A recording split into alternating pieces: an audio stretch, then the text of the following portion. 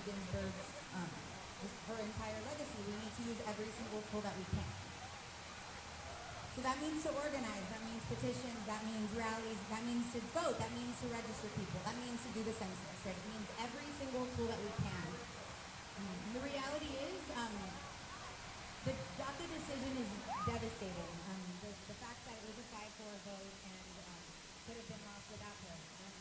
We don't know what the future is going to look like, but San Antonio fans will continue to be here for the immigrant community. And that means people that have DACA, that means every kind of immigrant, right? And we ask that you join us in that fight. And like I said, that looks like organizing, it looks like policy, it looks like a bunch of different things, and there's room for all of us in this.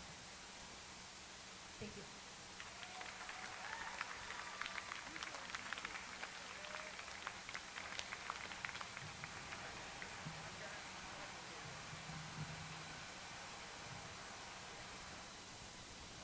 Thank you so much, Mary.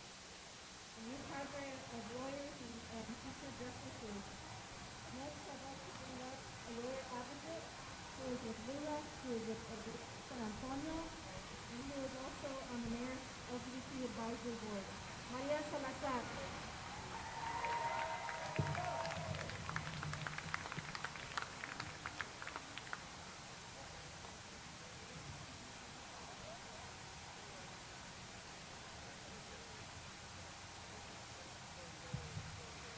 Wow, what a beautiful crowd. My name is Maria Salazar, and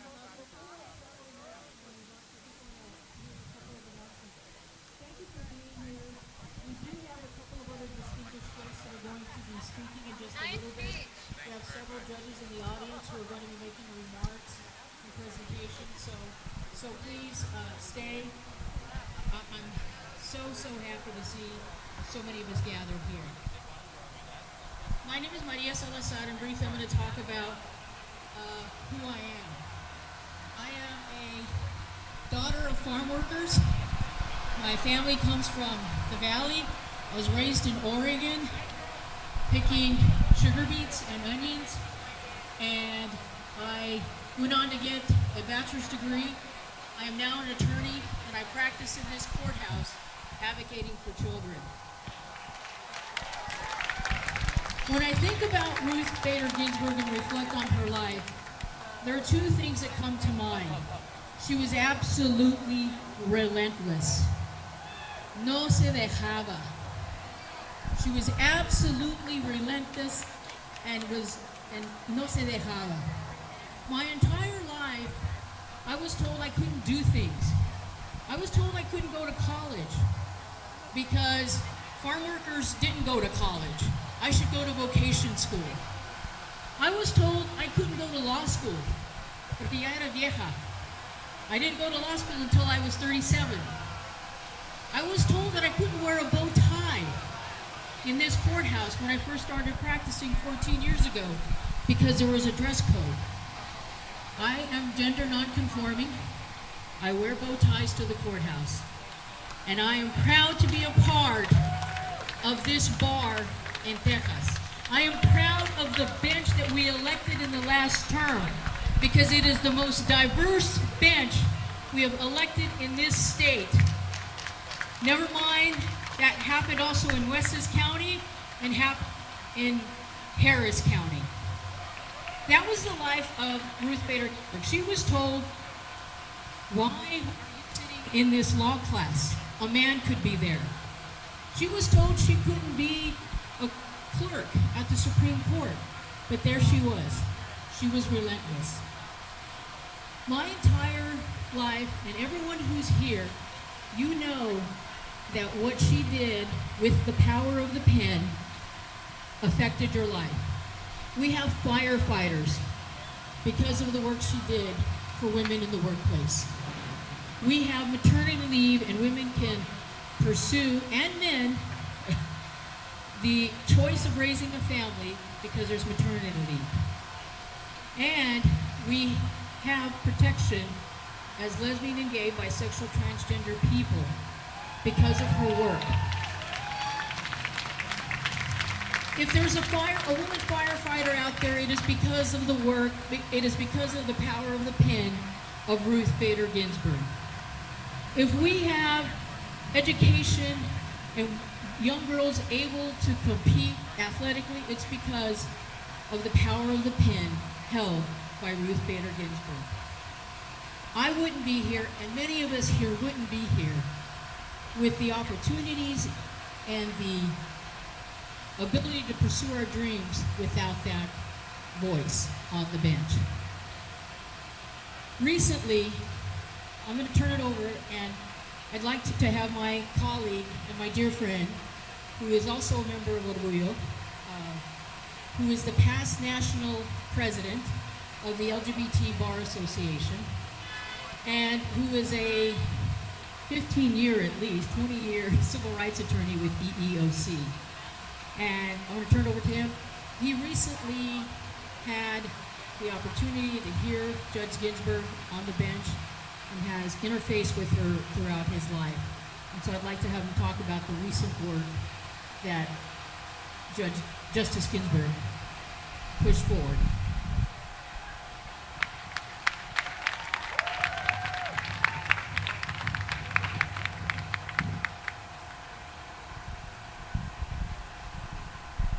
Thank you, Maria.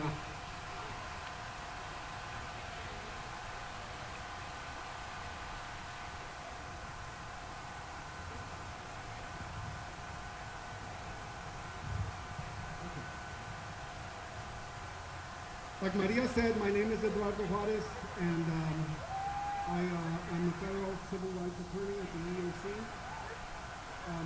Ruth Bader Ginsburg was an icon, a lion for civil rights, but we have icons and lions for civil rights here in Kenya. Maria is one of them. So I want to thank you that Maria actually invited me to say a few words. So at the EEOC, one of the laws that we enforce is Title VII, which prohibits discrimination based on sex.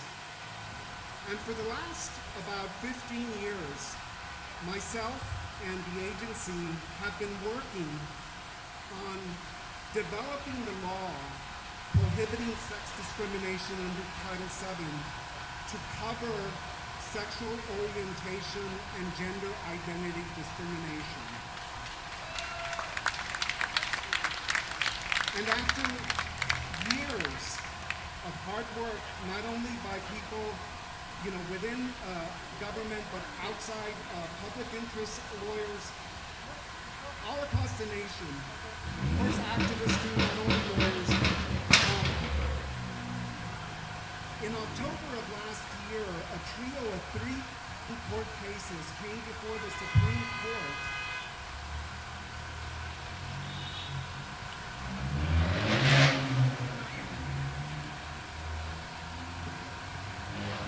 and the issue was whether Title VII, the because of sex language in Title VII, whether that covers discrimination based on LGBTQ status. We got a decision in June, and we're victorious. The court held that yes, it is now the law of the land that an employer cannot discriminate against someone based on their sexual orientation or gender identity.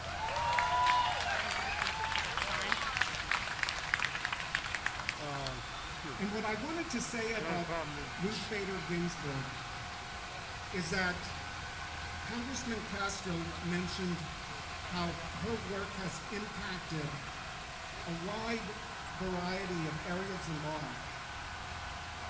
But the work that she most focused on, especially before she became a Supreme Court justice, was on sex discrimination.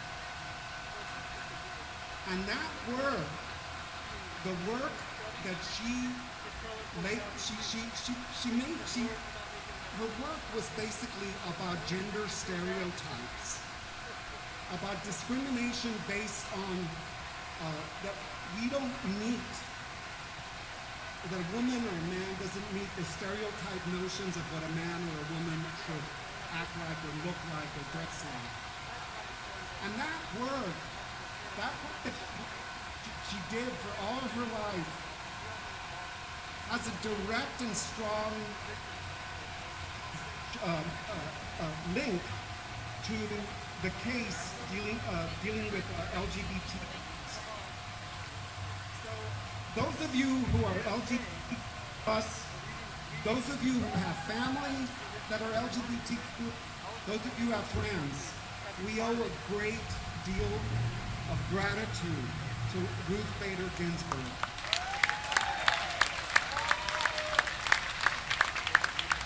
But she's also an example. She fought to the very end. She worked to the very end. And our work is not done. Maria told me that I should mention that we have the Equality Act that still needs to be passed. Thank you.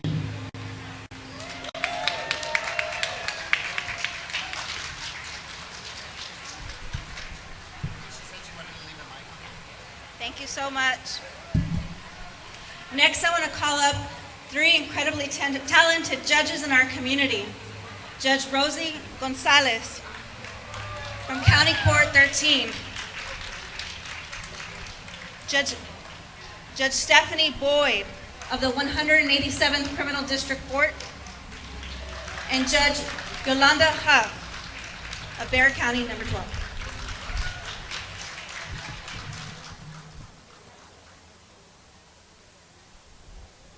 I think like many of you, I was in shock last night when we got the news about the passing of Justice Ginsburg. I got nauseous, I got a headache. I was up till 3:30 in the morning with my thoughts just racing. So I put pen to paper this afternoon, and I hope you don't mind that I read some of my comments to you tonight. Tonight we come together to mourn the loss of U.S. Supreme Court Justice Ruth Bader Ginsburg. And we also come together to celebrate and revere her life and her legacy. Let us begin with the end. As the sun began to set in the western sky yesterday, we learned of Justice Ginsburg passing after her long and tough battle with cancer. As the first Jewish woman appointed to the U.S. Supreme Court, it holds special meaning that she passed on the eve of Rosh Hashanah, the eve of the Jewish New Year. The Jewish faith teaches us that those who die before the Jewish New Year are the ones chosen by God to be held back until the last moment because they are needed most by us and are the most righteous. This is interesting to note because Justice Ginsburg was indeed one of the most righteous ever. Throughout her life, she ensured that so many received the righteousness they deserve. Justice Ginsburg's legacy as a champion of equal rights shall not be forgotten. She fought her entire extraordinarily distinguished legal career to give voice to the voiceless and demand a seat for everyone at the table. She was a trailblazer who made a path for so many who came behind her, like Justice Sotomayor, Justice Kagan. In Texas, Justice Eva Longoria. Here in San Antonio, Chief Justice Alma Lopez, Judge Mary Roman, Judge Gloria Saldana, all firsts in their respective seats. She will continue to be a catalyst for change and progress for so many of us who have yet to realize our goals and dreams.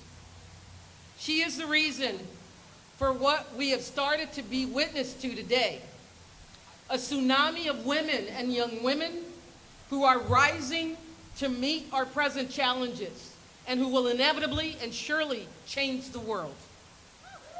Justice Ginsburg was a champion for equal rights long before she reached the highest court of the land. She was pivotal in launching the Women's Right Project of the ACLU and fought for the passage of the ERA.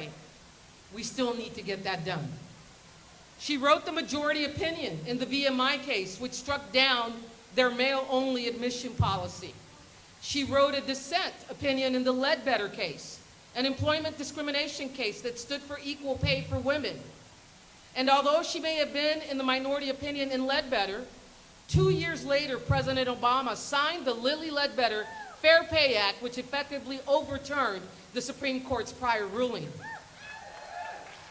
Through her actions, she modeled for us the deep differences of opinion should not keep people apart, like she did through her close friendship with the late Justice Scalia. Through her advocacy and opinions, she ensured that women can today work from home without gender discrimination.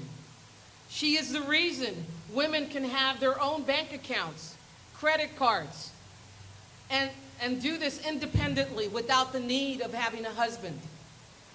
She is the reason that I could marry my wife, Dr. Stacy Speedland. She is the reason why our transgender brothers and sisters no longer have to fear being fired from their employment. All of us, regardless of gender or political affiliation, are better and stand on her shoulders. And even before she became a lawyer, she did exactly what many of our mothers, our grandmothers, our aunts, our comadres have done. She put her husband through college while he had cancer and while getting a law degree, and she worked to pay the bills and raise the child. She went to school and took notes for her husband so he could also pass his classes, and she still graduated at the top of her class. She did all of this at a time when women were unheard of in the legal profession. Through her two most notable words, I dissent. She taught us civility. She taught us that a minority sentiment still held value. She taught us that just because our voice may be drowned out by the majority, we are not wrong. We are not voiceless. Tonight we mourn and we celebrate together. In a few weeks, I challenge all of you to honor Justice Ginsburg, her servant heart, and her leadership, and her legacy by voting. And to paraphrase Justice Ginsburg, we are dejected, but only momentarily. Then we must go on to the next challenge and give it our all. I will leave you with this. The first peoples of North America, the Inuit tribe, believe that when a cherished loved one transitions to the next world, they do not die, but rather rise to the heavens above, where they become a star in the night sky, where they will sit to watch over us every night, to ensure that we live to see the light of every new day until we are reunited in heaven.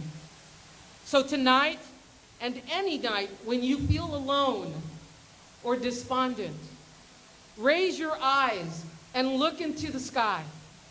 I am sure Justice Ginsburg is looking down on us, keeping us safe. Justice Ginsburg, tonight, we honor you as a trailblazer.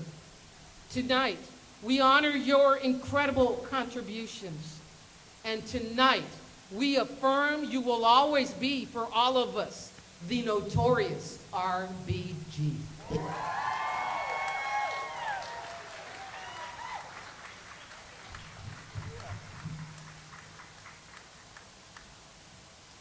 Tonight, we all mourn. And we mourn because we have lost someone who was important to us, a trailblazer. But tonight, we should also celebrate. And the reason why we should celebrate is because Justice Ginsburg was a good and faithful servant. And when good and faithful servants do what they should do for others, they are deserving of their rest. Each one of us stands on her shoulders. I stand on her shoulders. All of the women in this audience stand on her shoulders. The men who are in this audience, whether you know it or not, you stand on her shoulders. Your wives, your sisters, your grandmother. Justice Ginsburg, guess what? She was a good and faithful servant because she got into good trouble. with no thought of self, because that's what a good and faithful servant does. A good and faithful servant is not making the world a better place for themselves. They are making the world a better place for others. Martin Luther King Jr. would often say, I'm not doing this for me. My dream, I'm not going to be able to see it, but I want our grandchildren and our children's children to be able to see it. And that's what Justice Ginsburg gave to us, a better place. Now, what must we do and what do we owe? We need to be good and faithful servants. We need to make this world a better place, not for selfish reasons. It is not for us that we make this world a better place. We need to make this world a better place for others. And she did that. So I rejoice in my faith that a good and faithful servant is resting, and as we say, she is resting in power. And so, what I want everyone here to do, I know people have Facebook, they have Instagram. You need to make sure that you're doing everything you need to do to continue her dream. That means reaching out to other people. Voting is important. You need to reach out to other people. You need to make this place such a place that somebody can stand at this stage and say about you, you were a good and faithful servant, and I am standing on your shoulders. So let's go out and let's be good and faithful servants like the justice, so that other people can stand on our shoulders and say that we were good people. So tonight, I rejoice in the fact that Justice Ginsburg was good for us, that she is resting in power. Thank you.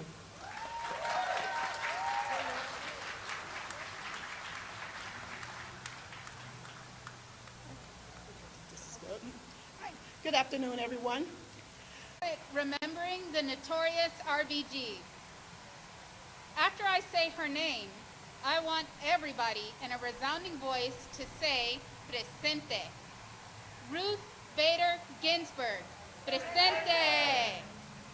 She lived 87 remarkable years on this earth. Before she ever made it to the Supreme Court, she had already won 5 landmark cases on the behalf of women, on behalf of civil rights, and on behalf of the rights of the LGBTQ community. And at her confirmation hearing, she didn't shy away from controversial issues like abortion rights. She believed all women had the right to make the choice, the best choice for their life. When she fought for the rights of women to enter the Virginia Military Institute, she truly believed and knew that they would be proud of the women that they went to study and graduate from there. She told them so. She was consistently progressive. She fought for the separation of church and state. It was so powerful to see a woman so tiny in stature, because in spite of that, she was intimidating. She had an amazing sense of humor, and she was never afraid to speak truth to power regarding women and minorities. She absolutely changed the way our world is for women. She has been and always will be our rock star. She told us, fight for the things you care about, but do it in a way that will lead others to join you. It was said that she walked in the path of prophets. Together, let us walk with her always. Ruth Bader Ginsburg, presente. And now we have Irene Chavez representing the Cesar Chavez Educational Fund and her daughter with an original poem.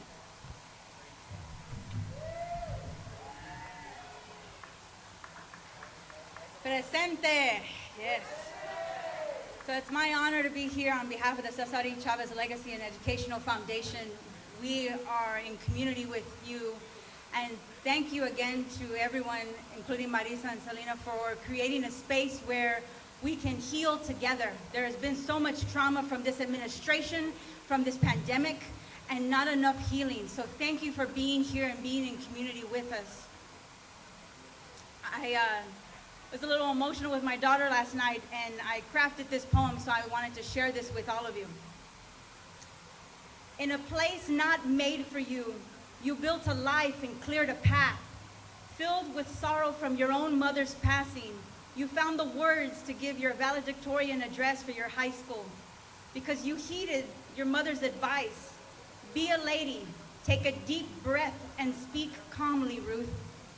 Clinton said you didn't need a seat on the court to earn your place in history. You were making history every day with a compassionate heart, a temperament for healing, and unwavering faith. You fought for women, all women, black, brown, conservative, moderate, liberal. You believed the words etched into that stone, equal justice under the law. Working sleepless nights in your office, you worked until the job was done. You built a dream, and you shared it with other women who loved justice just as much as you did, who could see now themselves in black robes. You reassured us that our place was in the courts. You gave that vision of what could be to us and to our daughters. So many of us are recipients of your work, your dedication. Those who ever played a sport in school, to have a credit card in your own name, to have a lease of an apartment, or to have your own property in your own name, to have consent for your own medical treatment. We have you to thank for that. How will we honor your legacy? We will keep our hands raised in the classrooms until they are answered. We will keep our heads high in pride. We will keep talking about injustices in our own community. We will not stay quiet. We will register our friends and our neighbors to vote. And with grace and with strength and love, we will all take a deep breath and speak calmly. Thank you.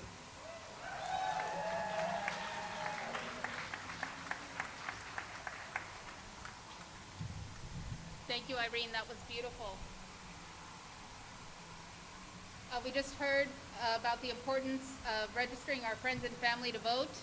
We have 100 Voting Brigade and Latina Vote here with us over here, registering people to vote. And I'd like to call Kelly Rosa Cabunoc Romero and Dr. Carla Duran to share a few words about the efforts of these groups, but also like to encourage everyone to go to ridesharetovote.com. It's an app where folks with mobility challenges or a lack of access to transportation can get a ride to the polls.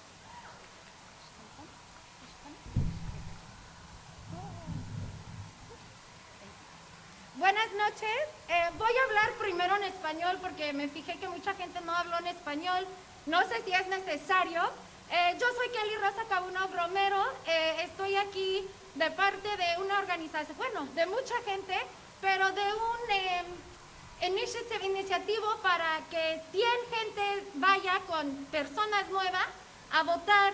Y este es un pedazo de arte que un artista chicano local que se llama Hector Garza creyó. Sí, un aplauso para Hector.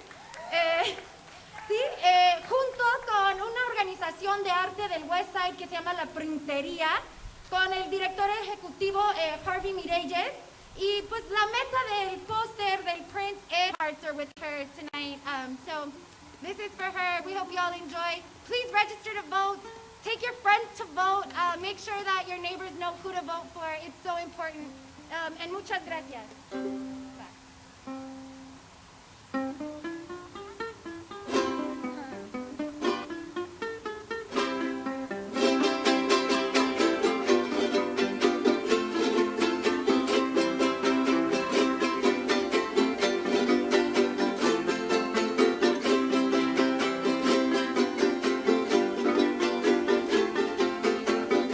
Pajarito eres bonito, vive bonito todos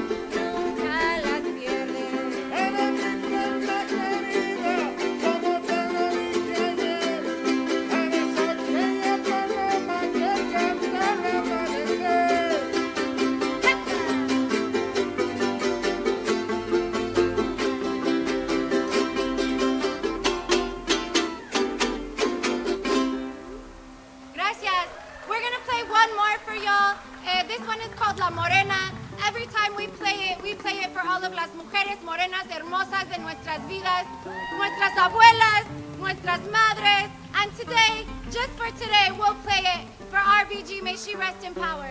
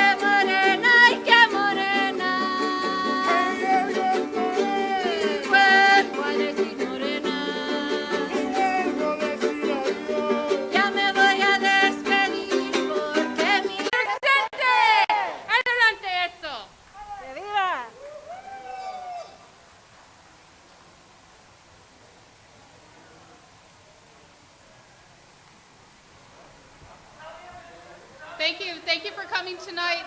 Please feel free to move the candles over here around the fountain, away from the stairs. And if you'd like to stay and enjoy fellowship and memories, please feel free to do that as well.